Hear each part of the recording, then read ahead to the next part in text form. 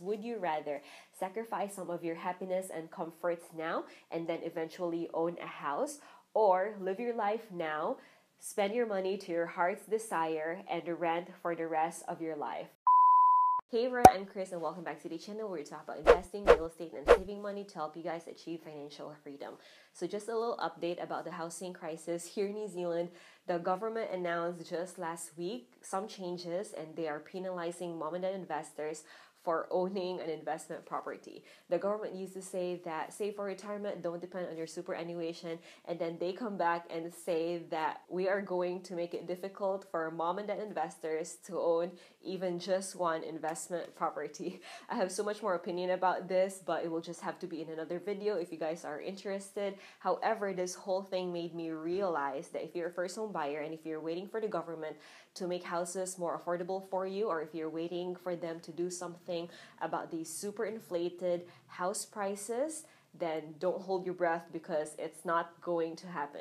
You will just have to help yourself however you can because the government can't help you. Hence, we have this video about how to save money for your down deposit for your first house, and let's get to it. I've made a lot of videos in this channel about saving money, but in today's video, I'm going to focus on cutting back on the 3 major expenses that will make a huge difference. So first is rent. You need to sit down and calculate how much % of your income is going towards rent. If you're spending 45% of your income, as most millennials are, you need to move somewhere else. You also need to ask yourself these 3 things. Do you really need to live in your dream apartment now or your dream house now? Do you really need to live close to the city because that tends to be more expensive? And do you really need all that space? Because I know of a couple who lives in a 2-bedroom house all to themselves. Do you really need all that space? When you look into how much % of your income goes towards rent, you'll realize that that's your #1 biggest expense, and also that's where you can make a huge difference because there are so many alternatives. You can live with other people, you can live with your parents, you can downsize, you can move away from the city or move to a more affordable location, or you can even live in an older home because they tend to be cheaper. I wish I could say that it doesn't have to be like this, but the reality is in New Zealand, we have the most unaffordable housing in the world. So make the sacrifices now because you don't want to rent for the rest of your life. If you want to take this a step further, you might consider house hacking.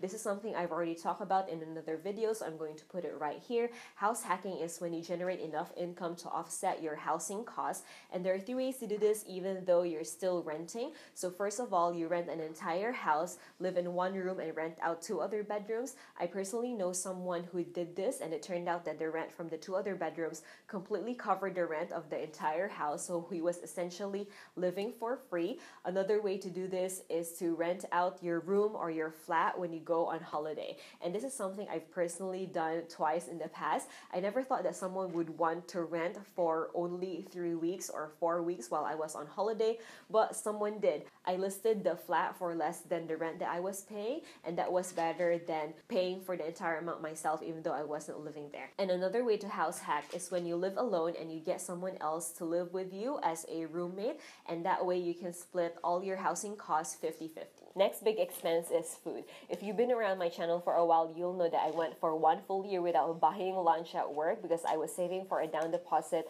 of a house.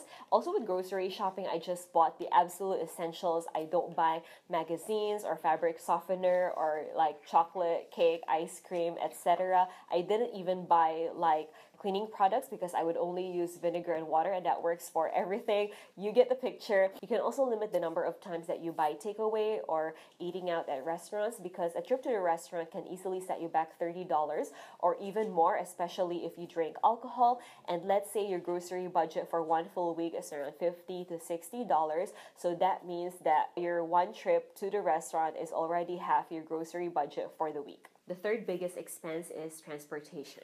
So the easiest way to save on transportation is not own a car. Yes, it's the most convenient way to get from point A to point B. However, most people realize that there are so many expenses associated with owning a car. So first of all is the actual money you spent on buying the car, interest if you borrow the money to purchase that car, and then there are ongoing expenses like insurance, car registration, petrol, paying for parking, parking tickets, and traffic violations like speeding or running a red light.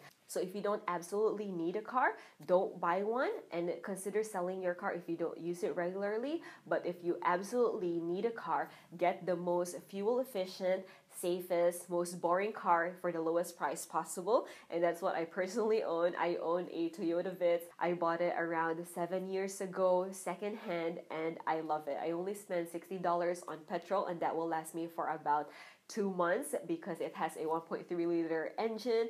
I love it, and I've had nothing wrong with it because it's a reliable car. Some of you might think that this is extreme, but also I think if you spend 45% of your income on rent, I think that's extreme. If you eat out 3 times a week or order takeaway every night, I think that's extreme. Or if you spend $2,000 per month on a car that you can't afford to drive, I think that's extreme. Remember, you don't have to make sacrifices for the rest of your life.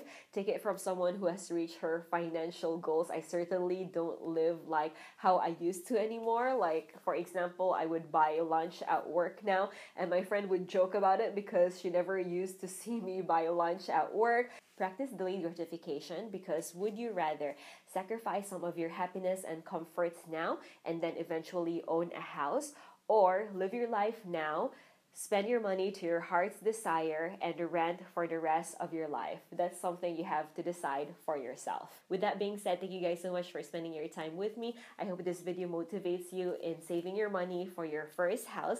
I actually have an entire playlist about saving money. I'm going to put it right here. Have a great weekend, everyone, and I'll see you guys next time. Bye!